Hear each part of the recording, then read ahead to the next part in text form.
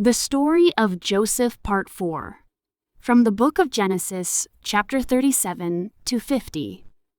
The 7 years of abundance had provided a substantial stockpile of grain, but the severity of the famine was unprecedented. As the Egyptians' money ran out, they came to Joseph, saying, "Give us food. Why should we die before your eyes? Our money is all gone." Joseph replied, "Then bring your livestock. I will sell you food in exchange for your livestock, since your money is gone." The people brought their livestock to Joseph, and he gave them food in exchange for their horses, sheep, goats, cattle, and donkeys. The next year, when they had nothing left but their bodies and their land, they came to Joseph again and said, "Buy us and our land in exchange for food, and we with our land will be in bondage to Pharaoh. Give us seed so that we may live and not die, and that the land may not become desolate." Joseph agreed to their request. He bought all the land in Egypt for Pharaoh. The Egyptians, one and all, sold their fields because the famine was too severe for them. The land became Pharaoh's, and Joseph reduced the people to servitude, from one end of Egypt to the other. However, he did not buy the land of the priests because they received a regular allotment from Pharaoh and had food enough from the allotment Pharaoh gave them. That is why they did not sell their land. Joseph said to the people, "Now that I have bought you and your land today for Pharaoh, here is seed for you, so you can plant the ground. But when the crop comes in, give 1/5 of it to Pharaoh. The other 4/5 you may keep as seed for the fields and as food for yourselves and your households and your children." "You have saved our lives," they said. "May we find favor in the eyes of our Lord. We will be in bondage to Pharaoh." So Joseph established it as a law concerning land in Egypt, still in force today, that 1/5 of the produce belongs to Pharaoh. It was only the land of the priests that did not become Pharaoh's. Meanwhile, the Israelites settled in Egypt in the region of Goshen. They acquired property there and were fruitful and increased greatly in number. Jacob lived in Egypt for 17 years, and the years of his life were 147. As Jacob neared the end of his life, he called for his son Joseph and said to him, "If I have found favor in your eyes, put your hand under my thigh and promise that you will show me kindness and faithfulness. Do not bury me in Egypt, but when I rest with my fathers, carry me out of Egypt and bury me where they are buried." "I will do as you say," Joseph promised. "Swear to me," Jacob said. Then Joseph swore to him, and Israel worshipped as he leaned on the top of his staff. Joseph's leadership during the famine not only saved countless lives, but also consolidated Pharaoh's power over Egypt. At the same time, it ensured the survival and prosperity of Jacob's family in a foreign land, setting the stage for the fulfillment of God's promise to make them a great nation.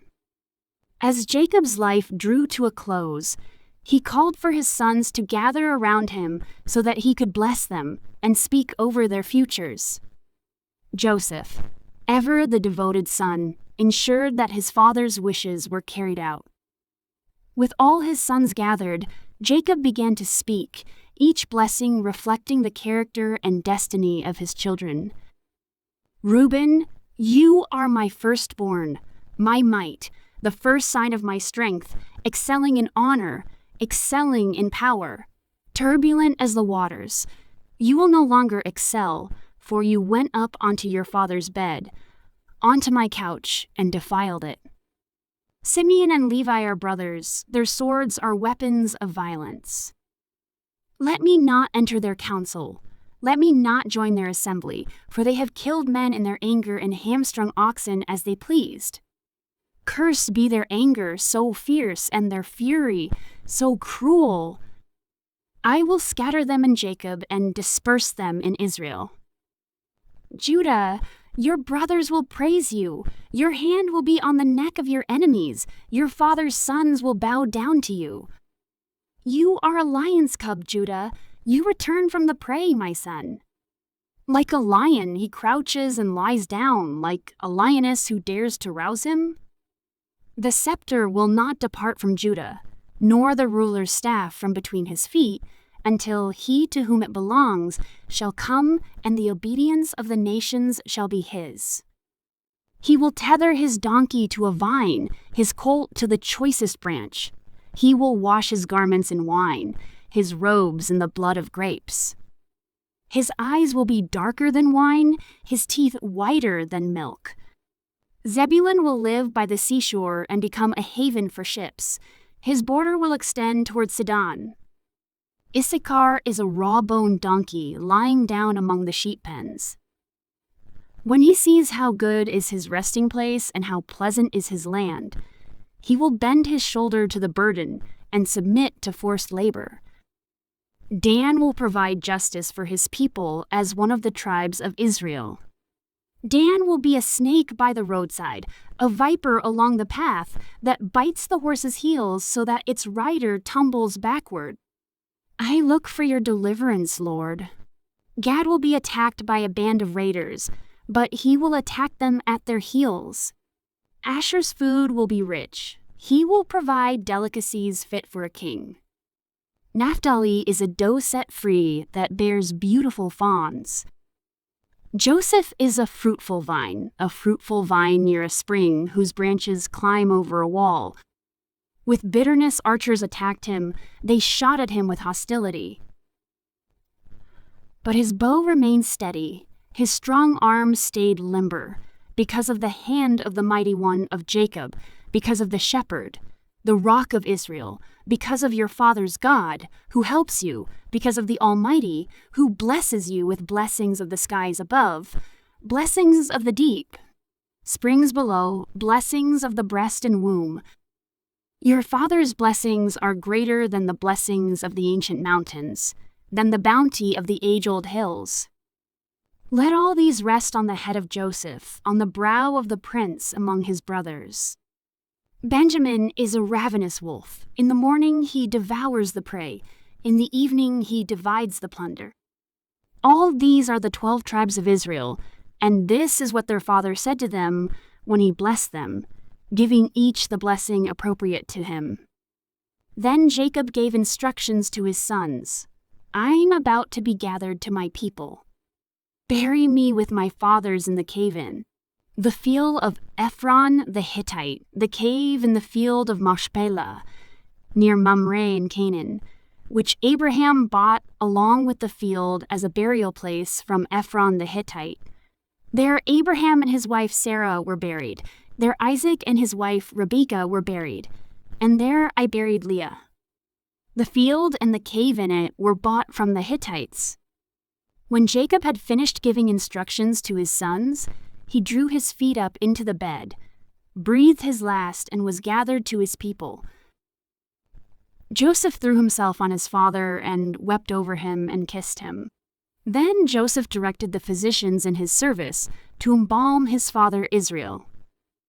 So the physicians embalmed him, taking a full 40 days, for that was the time required for embalming. And the Egyptians mourned for him 70 days. Thus, Jacob's final blessings over his sons and his death marked the end of an era, but also set the stage for the future of the tribes of Israel, each with their unique destinies as foretold by their father. Following the death of Jacob, Joseph continued to honor his father's wishes with deep respect and filial duty. He instructed his servants, the physicians, to embalm Jacob, a process that took 40 days. This was followed by 70 days of mourning, observed by the Egyptians, a testament to the high regard in which Joseph and, by extension, his family was held in Egypt. When the days of mourning had passed, Joseph approached Pharaoh's court and spoke to Pharaoh's officials, requesting permission to fulfill his father's burial request. "If I have found favor in your eyes," he said, "speak to Pharaoh for me. Tell him my father made me swear an oath and said, 'I am about to die. bury me in the tomb I dug for myself in the land of Canaan. Now let me go up and bury my father, then I will return." Pharaoh granted Joseph's request, saying, "Go up and bury your father, as he made you swear to do." So Joseph went up to bury his father. All Pharaoh's officials accompanied him, the dignitaries of his court, and all the dignitaries of Egypt, besides all the members of Joseph's household, and his brothers and those belonging to his father's household. Only their children and their flocks and herds were left in Goshen. Chariots and horsemen also went up with him. It was a very large company. When they reached the threshing floor of Atad near the Jordan, they lamented loudly and bitterly, and there Joseph observed a 7-day period of mourning for his father. When the Canaanites who lived there saw the mourning at the threshing floor of Atad, they said, "The Egyptians are holding a solemn ceremony of mourning." That is why that place near the Jordan is called Abel Mizraim. So Jacob's sons did as he had commanded them. They carried him to the land of Canaan and buried him in the cave in the field of Machpelah, near Mamre, which Abraham had bought along with the field as a burial place from Ephron the Hittite. After burying his father, Joseph returned to Egypt, together with his brothers and all the others who had gone with him to bury his father. After Jacob's death, Joseph's brothers began to worry. They feared that Joseph might hold a grudge against them and pay them back for all the wrongs they had done to him. So they sent word to Joseph saying, "Your father left these instructions before he died. This is what you are to say to Joseph. I ask you to forgive your brothers the sins and the wrongs they committed in treating you so badly. Now please forgive the sins of the servants of the God of your father." When their message came to him, Joseph wept. His brothers then came and threw themselves down before him. "We are your slaves," they said. But Joseph said to them, "Don't be afraid. Am I in the place of God? You intended to harm me, but God intended it for good, to accomplish what is now being done, the saving of many lives. So then, don't be afraid. I will provide for you and your children." And he reassured them and spoke kindly to them. Joseph continued to live in Egypt, along with his father's family. He lived 110 years and saw the 3rd generation of Ephraim's children. Also, the children of Machir, son of Manasseh, were placed at birth on Joseph's knees. Then Joseph said to his brothers, "I am about to die. But God will surely come to your aid and take you up out of this land to the land he promised on oath to Abraham, Isaac, and Jacob." And Joseph made the Israelites swear an oath and said, "God will surely come to your aid, and then you must carry my bones up from this place." So Joseph died at the age of 110.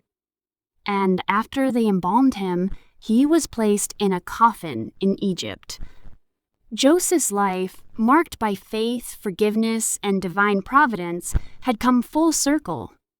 His unwavering trust in God's plan ensured the survival of his family and the fulfillment of God's promises to his forefathers.